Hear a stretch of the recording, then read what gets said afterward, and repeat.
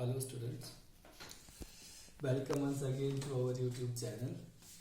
Our today's topic is capacity of parallel plate capacitor by using the conducting and dielectric slab between its plates. In previous topic we have studied about the parallel plate capacitor, which consists of two plates placed parallel to each other having area A and separation D. One of the plate is given the positive potential on account of induction, negative charge is induced on the other. Now the capacitor plate is connected to the earth. Then its capacity becomes C equals to epsilon naught A divided by D. This is the capacity of parallel plate capacitor. Due to the electric field between the plates, potential is set up, and we find out the potential first, and C is equal to Q by V. We will make the use of this formula. So this is one of the most important formula for capacitance, C equals to Q upon V. So first we will evaluate the potential and then calculate by this equation. So this is the capacity of parallel plate capacitor, but here we will introduce the conducting slab and the dielectric slab between its plates. Then effect of introducing the plates, either dielectric or conducting, is this introduction of the slab increase the capacity of the capacitor. So we introduce the slab between the plates to increase its capacity. Now it depends upon the nature of material. We know electric field lines do not pass through the conductor, therefore electric field inside the conductor is zero. As this region is field free, there is no electric field inside this space. If this thickness of the slab is T, then the potential will set up in the distance D minus T, therefore voltage or potential will be E into D minus T, or we can write it as E equals to sigma upon epsilon naught times of D minus T, but sigma is charge upon area into D minus T, or we know C is equal to Q by V implies C equals to Q by Q into D minus T into A epsilon naught. So this comes out into the capacity of parallel plate capacitor by introducing the slab C equals to epsilon naught A by D minus T. If we take T as common, then it is epsilon naught A by D into 1 minus T by D. Epsilon naught A by D is capacity without introducing the capacitor. Therefore, C equals to C naught upon 1 minus T by D. If we increase the thickness and if somehow T and D becomes equal, then capacity becomes infinite. It means if introduce the plate, then it is clear from this equation C is greater than C naught. So therefore question can be in the form that how is the capacity of a parallel plate capacitor affected if a conducting slab or dielectric slab is introduced between its plates. Similarly, our second part is capacity by introducing a dielectric slab. So we need to understand the difference between the conducting slab and dielectric slab. If it is a dielectric slab, then electric field exists between the plate, between the dielectric material. There is electric field which is called the induced electric field. Now the voltage setup will be E naught. That field due to these two charges will lie in the distance D minus T, and induced electric field lie in the separation T.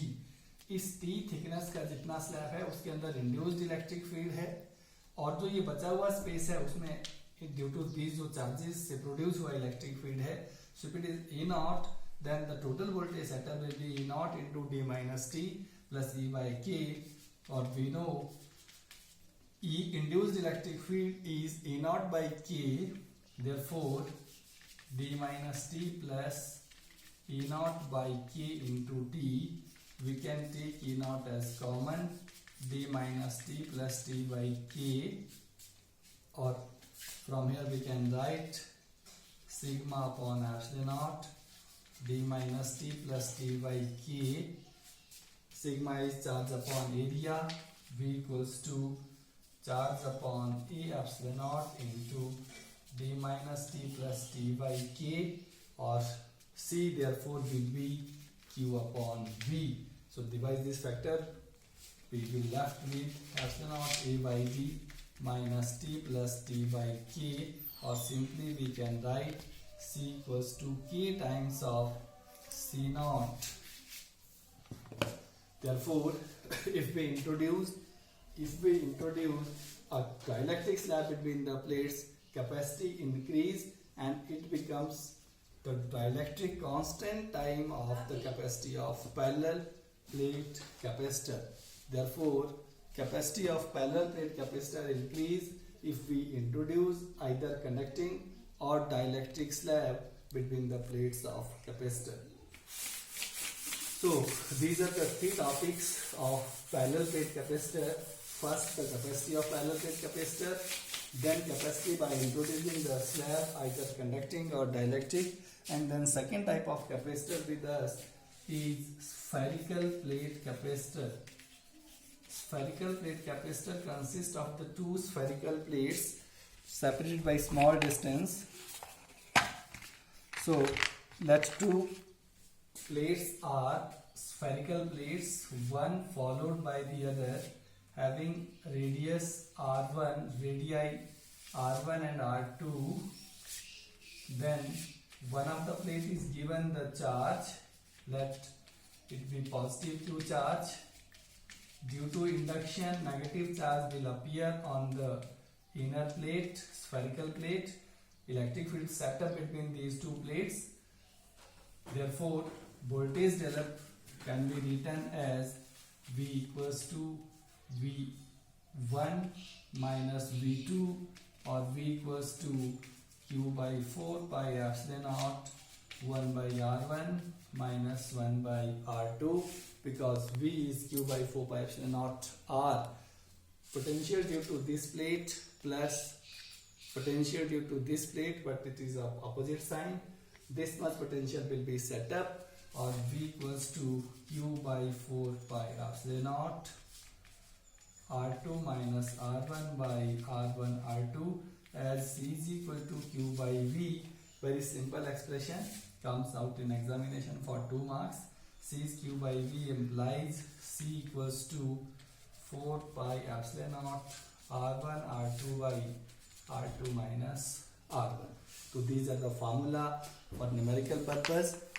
Radii are given, 4 pi epsilon naught is constant, so we can find out the capacity. We can obtain the desirable capacitor of the desirable capacity by using this formula, because we will decide the radii of plate ourselves. So in this way we can form the capacitor. Most common capacitor is cylindrical plate capacitor, which consists of two cylindrical plates, one followed by the other. So these are the two plates of cylindrical plate capacitor.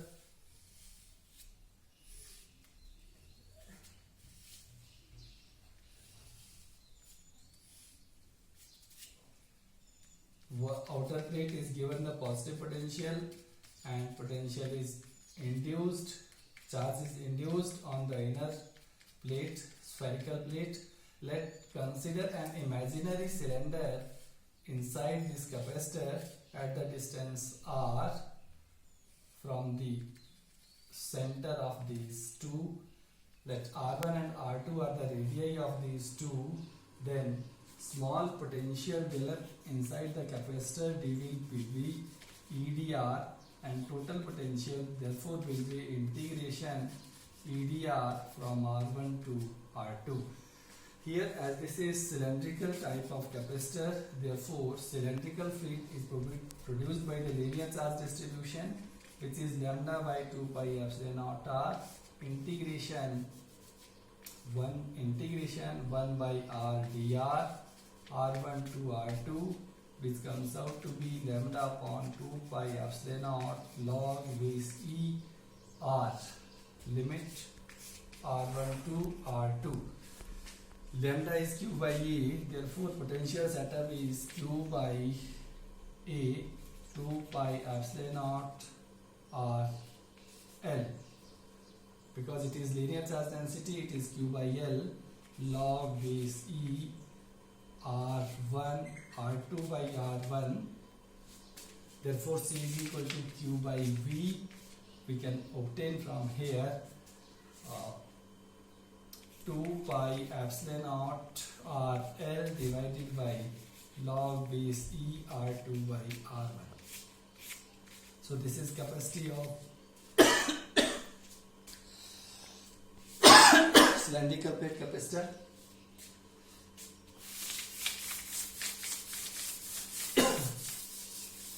So this is a very simple topic which deals with the study of capacitor. तो capacitor is a device which is use to store the charge. Charge को store करने के लिए हम जो device use करते हैं वो कैपेसिटर होता है. Capacitor are of 3 types: parallel plate capacitor, spherical plate capacitor, cylindrical plate capacitor, and we will evaluate the capacity according to this process. And capacity of parallel plate capacitor can be affected by introducing the dielectric slab or conducting slab between its plates. तो हम उसको अभी देखा हमने उसको कैसे उसकी capacity find out की. तो फॉर्मूलेज हमको लर्न करने हैं. Now one of the important topic, most important topic, because in physics we deal commonly with the energy. Energy conservation हम फॉलो करते हैं, एनर्जी का conversion from one form to another deal करते हैं. तो here energy is stored, work done is stored in the form of energy inside the capacitor. Suppose simple अगर हम phone को चार्जिंग में लगाते हैं तो उसके अंदर लगा हुआ कैपेसिटर चार्ज को स्टोर कर रहा होता है. But where do this energy which is stored inside the capacitor comes from? This is the important question. Here when we connect the charger to the potential, then charging takes place gradually, not immediately but gradually in the form of small lots. As the positive charge is accumulating on this plate, it will obstruct the further supply of the charge from battery, therefore extra work has to be done by the battery to increase the charge on the plate of capacitor. This work done by battery is stored as the energy of capacitor, energy stored in the capacitor. So let dW be the work done by battery in giving additional small charge dq to the capacitor, then small work done dW is V dq. ये मैंने पहले दिन दोनों फार्मूले बताए थे. dW is either V dq or dW is q dV. It depends upon the factor which is varying. Here the charge is variable, which is stored by the capacitor from 0 to q. Therefore we can write from here dW equals to V dq integration 0 to q, or W equals to integration 0 to q by C dq. Here it is q dq, or work done equals to 1 by c into q square upon 2, which is equal to 1 by 2c into q square. As q equals to cv, therefore work done equals to 1 by 2c square v square upon c, which is equal to half of cv square. Therefore energy stored in the capacitor either E equals to half of cv square or E equals to half of q square by c. These are the important formulas which can be asked. This is very common question, normally comes in examination for 3 marks. Find out the energy stored inside the capacitor. So energy stored due to work done by the battery in charging, जो battery charging में काम कर रही है वो capacitor के अंदर energy की फॉर्म में स्टोर हो जाता है. So suppose if we say n number of capacitors are joined in series and connected to a potential difference of V volt, then what will be the energy stored in the combination of this capacitor?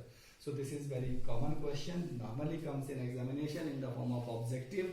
N number of capacitors are joined in series, connected to potential difference B, find out the amount of energy stored. Then first we will find out the equivalent capacitance. 1 by Cs comes out to be N upon C, or C equals to C by N. Therefore, energy stored is half of CV square, which is equal to 1 by 2 C by N into V square, or we can write 1 by 2N into CV square. If this combination is a parallel combination, means n number of capacitors are joined in parallel, then capacity is given by,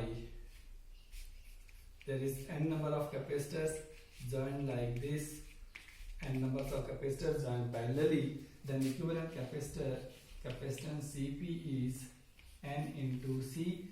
Therefore energy stored equals to half of CV square, implies equals to 1 by 2 C and C into V square, or we can write n by 2 into CV square.